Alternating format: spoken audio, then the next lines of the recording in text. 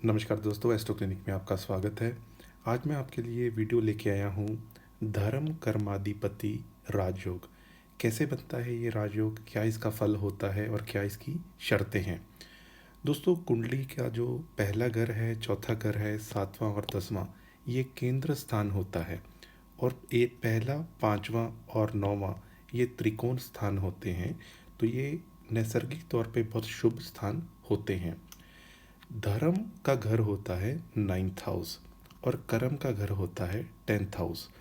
जब भी ninth Lord या टेंथ लॉर्ड, यानी दोनों एक साथ, कुंडली किसी भी लगन की हो, लेकिन नौवें घर के मालिक और दसवें घर के मालिक या तो एक साथ बैठे हों, यहाँ मैं लिख देता हूँ टुगेदर, यानी युति में हो, या फिर वो एक दूसरे से केंद्र संबंध बना रहे हों, या नवम पंचम संबंध बना रहे हों। यानी मान लीजिए कि नाइन्थ हाउस का मालिक बैठा है फिफ्थ हाउस में और टेंथ हाउस का मालिक आके बैठ गया या तो लगन में या नाइन्थ हाउस में, तो ये नवम पंचम संबंध बन गया। तो किसी भी तरीके से या तो ये एक साथ हों, या इनका केंद्र संबंध हो, या नवम पंचम संबंध हो, और ये सारे भी पहले घर में, चौथे घर में, सातवें, दसवें में, या फिर नौवें और पाँचवें, इन घरों में बनता हो तो बन जाता है धर्म कर्माधिपति राजयोग।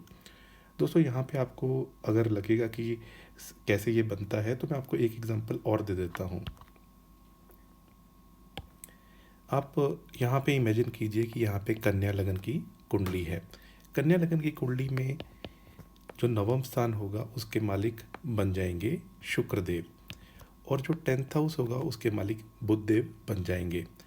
अब अगर यहाँ पे हम देखें कि नाइन्थ हाउस और टेंथ हाउस, तो बुध और शुक्र, तो बुध और शुक्र या तो यहाँ बैठे हों, या यहाँ पे हों, या यहाँ हो, या यहाँ हो, या यहाँ हो, या फिर यहाँ हो, या एक दूसरे से युति संबंध बना रहे हों।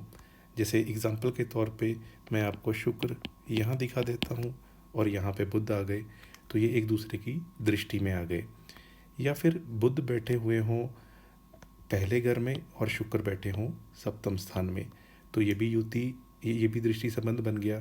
या एक दूसरे से नवम पंचम संबंध बना रहे हों, बुध पहले घर में हो और शुक्र फिफ्थ हाउस में हो, जो यहाँ पे शनि की राशि आ जाएगी। तो ऐसी सभी स्थितियों में धर्म कर्माधिपति राजयोग बन जाएगा। दोस्तों, इस योग का क्या फल होता है? इस योग का फल ये होता है कि ऐसा इंसान एक तो धार्मिक होगा।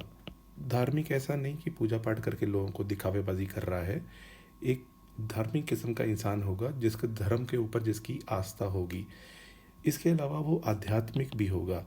आध्यात्मिक होता है स्पिरिचुअल जो जर्नी होती है, कि वो कोई भी इंसान पाठ पूजा तो कर रहा है, लेकिन अंदर से उसके कितना ज़्यादा इस चीज़ को वो ग्रो कर रहा है, जैसे कुंडली जागरण हो गया या और जो चीज़ें होती हैं।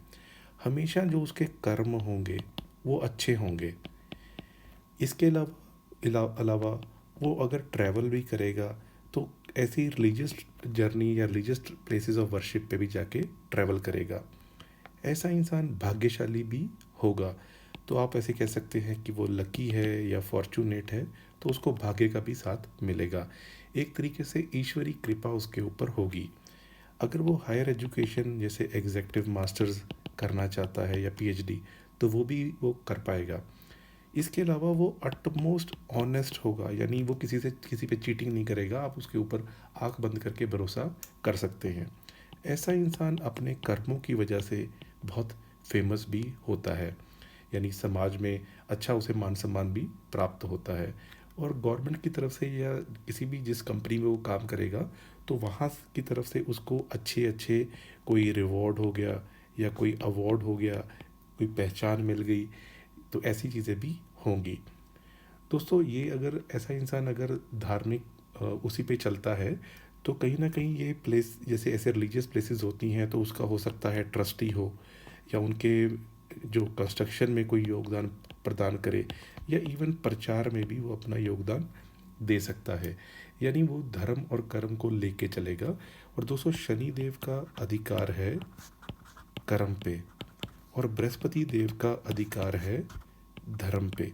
तो इसलिए ऐसा इंसान जो होगा उसको शनि और बृहस्पति की हिडन तरीके से बैकग्राउंड से सपोर्ट रहेगी, भले ही कुंडली किसी भी लगन या राशि की हो। लेकिन शनि और बृहस्पति बैकग्राउंड में उसके लिए अच्छा रिजल्ट देने के लिए हमेशा तत्पर रहेंगे, क्योंकि धर्म और कर्म पे इन्हीं दोनों का अधिकार है, और जो फल है उसके ऊपर भी शनि का ही अधिकार है। तो ऐसे इंसान को ये सारी चीज़ें प्राप्त होंगी।